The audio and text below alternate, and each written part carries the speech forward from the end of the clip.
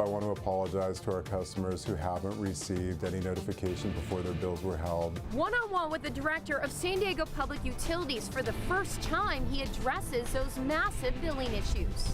Trash and possible encampments in Tecolote Canyon, how neighbors are fighting back. A federal judge hears the arguments in court from two school teachers suing a district on gender identity notification. Is your new green organic food waste recycling bin attracting flies? We talked to some experts to help reduce that problem. And for those unable to speak out loud, this Torrey Highlands team gave them a voice. CBS 8 News, live at 6, starts now. Tonight, for the first time, the City of San Diego's Public Utilities Director is sitting exclusively with CBS 8 to explain why thousands of customers aren't getting their water bills on time. Good evening, I'm Jesse Pagan in for Marcella Lee. I'm Carlo Chiquetta. We've spent months pushing for answers after hearing from a lot of you who have had your bills upheld for months. Shannon Handy is here live with what the director told her today. Shannon. Carlo and Jesse, I sat down with Juan Guerrero for about an hour earlier today. He admits the department has been struggling to find a solution to this billing problem, but promised a fix is coming next month. Do you share in the frustration of your customers? Absolutely. Our management team lives it every day, you know, and it's our mission to fix it. Juan Guerrero has been with San Diego Public Utilities for over 7 years. He's only been director for a year and a half, but says he takes responsibility for the problems that have plagued the department since before he was in charge. It should be in a better place by now. It should have been in a better place for the past few decades. But what we're doing is playing catch up, a significant amount of catch up in a really compressed time frame. I sat down with Guerrero to talk about this 2018 audit, which looked at public utilities track record in billing and found a number of issues, one of which was not notifying customers whose bills were under review. In those cases, people's accounts were put on hold, which meant they weren't receiving bills until the investigation was complete. Then they'd unknowingly get one massive bill for all the months missed, which equaled thousands of dollars. At the time, 57,000 customers were impacted. In the report, the city auditor recommended public utilities inform customers of, quote, bill impacting activities. Fast forward 5 years later, CBS 8 found the problem is still happening to an estimated 28,000 customers. Why is it taking so long to resolve these issues? It was 10 recommendations, and within each recommendation, there were so many different things to address.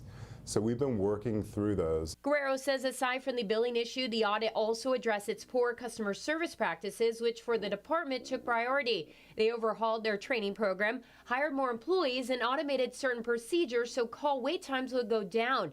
They also hired a new management team before recently shifting their focus to those billing issues. And again, it goes back to the volume of issues and prioritizing and working through each one of the issues.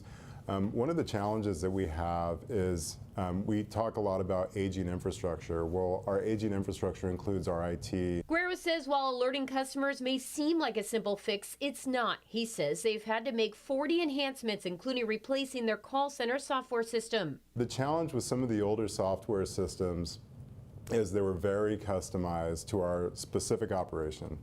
And there were multiple software systems that are standardized throughout the city that had to work together. In addition to that, he says a lack of staffing led to a backlog of held bills. Not only that, but as one of the largest public utilities in the state, he says there are other programs and projects to run that can't be put on pause. As we're working through these improvements, we're running a live operation, so it really takes time to get through everything. Guerrero admits it's been a challenge, but says customers whose bills are held can expect notifications in September. As for his message to those affected, I apologize to them for the operations that we're working diligently to improve. Are you confident the department can resolve all these issues? Yes, absolutely. Guerrero says people who do get those massive bills can go on a payment plan with no added fees, but you have to call in for that. He says their wait times have gone down to an average of 30 minutes. They hope to get to 0. They have 10 open positions. So, Jesse and Carlo, more work to do, but it's a massive problem, so it's not a quick fix. Shannon, I think through our reporting, we've kind of uncovered that there's layers to this issue that all culminate in the problem that people are seeing with their bills coming late and for those thousands of dollars. What else did you guys talk about during this interview about this? Well, it was an extensive interview, and as you guys know, we get emails every day from our viewers. So some people want to know, okay, when I go online, why does it say I have a $0 balance? Or why not just send me a bill for something, maybe a minimum, so that I'm putting money towards the final bill? I asked him these things. We will address that tomorrow. We'll do a part 2 of this story, but if you'd like to take a look at the entirety of this interview, it was about 30-40 minutes long. It's up at CBS8.com. People want some answers. We're getting them for us. Thanks, Shannon. Appreciate it.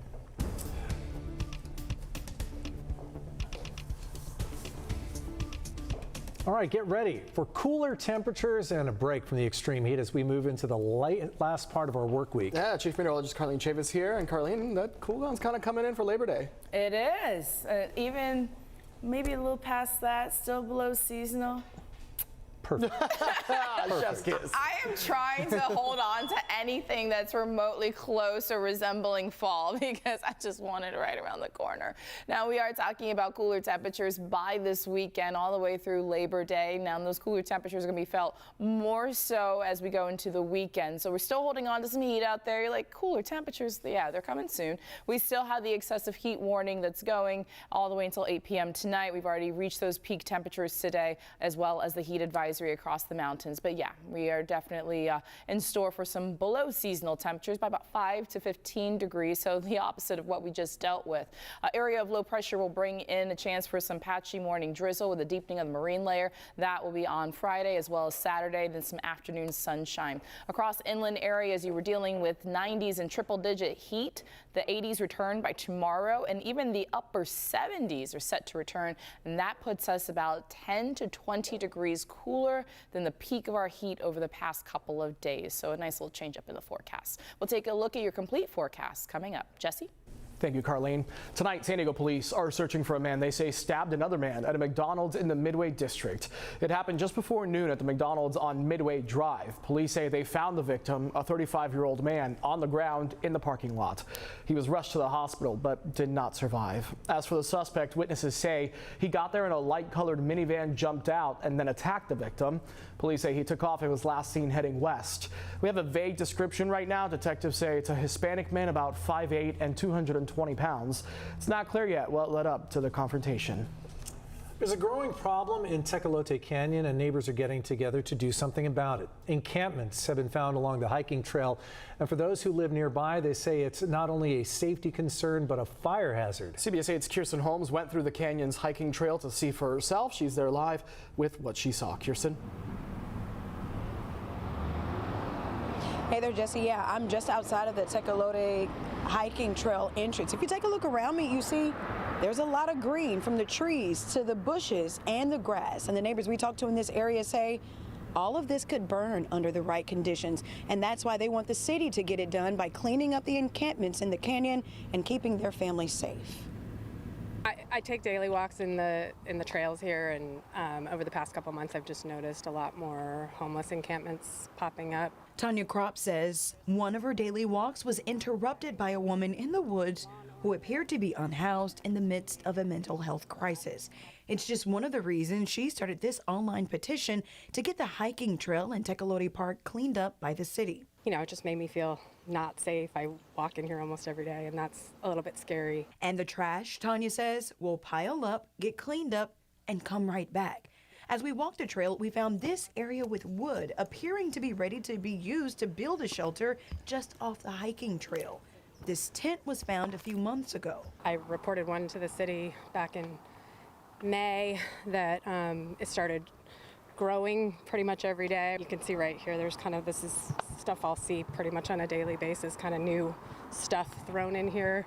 We reached out to the city of San Diego about their new no camping ordinance. Here's how it works. Depending on whether people are present, your report will be forwarded to police and/or outreach specialists. Once the city worker is on site, if a person is present and in violation of the encampment ordinance, they have 24 hours to receive services. If a person is not there and a dwelling exists, Cleanup will happen within the 24-hour window. Originally, that wait was 72 hours. Tanya says she's happy that the window is now 24 hours, but more should be done to protect her and her neighbor's home from wildfire risk. There's a lot of dry brush, and like I said, the last one I saw a barbecue they had there. There was a woman I saw smoking in the woods. Okay, so officers tell us, or city officials tell us, that when officers get out to the encampment to enforce that camping ban and no one is present, it becomes a little more difficult to enforce. They say they get about 800 to 1,000 new Get It Done requests every single week, and they're taking about 17 days to get through them. Reporting live from CBS 8, I'm Kirsten Holmes. Back to you. 17 days, I guess 800 to 1,000 new requests a week. That does sound like quite a few. So how many of those Get It Done requests does the city actually get to in a week? City officials told us that just last week they got to nearly 1,500 Get It Done requests, and that was just last week. Definitely a dangerous situation along that canyon. Kirsten Holmes reporting for us. Thanks, Kirsten. Tonight, South Bay is dealing with another sewage spill. A pump station recently failed and spilled thousands of gallons of sewage onto a road. This happened at Hollister Road in Imperial Beach Monday. Now the mayor of IB is calling on Governor Newsom to declare a state of emergency to help prevent further sewage pollution from Mexico. The frustration is sometimes overwhelming. Every day, I tweet at the governor, I send emails, we're sending letters. The failed pumps at Hollister Street will be replaced or repaired, but we don't have a timeline yet for when that might happen. A new pilot program is aiming to make menstrual products more accessible in San Diego. Free for Me launched today. It offers free menstrual products across the city. This comes after San Diego City Councilman Joel LaCava designated today, August 30th, as Menstrual Hygiene Equity Day. Through the program, free pads and tampons will be available in restrooms at city facilities, including libraries, recreation centers, as well as public restrooms at beaches. This is aimed at removing financial barriers to the products for women and girls in underserved communities. Still ahead, who's eligible for their RSV vaccine and who isn't. Plus, a royal surprise in the South Bay, why Prince Harry showed up there this week. And up next, those new green organic waste bins are bringing unwanted pests and smells during a heat wave. Tips for keeping yours clean.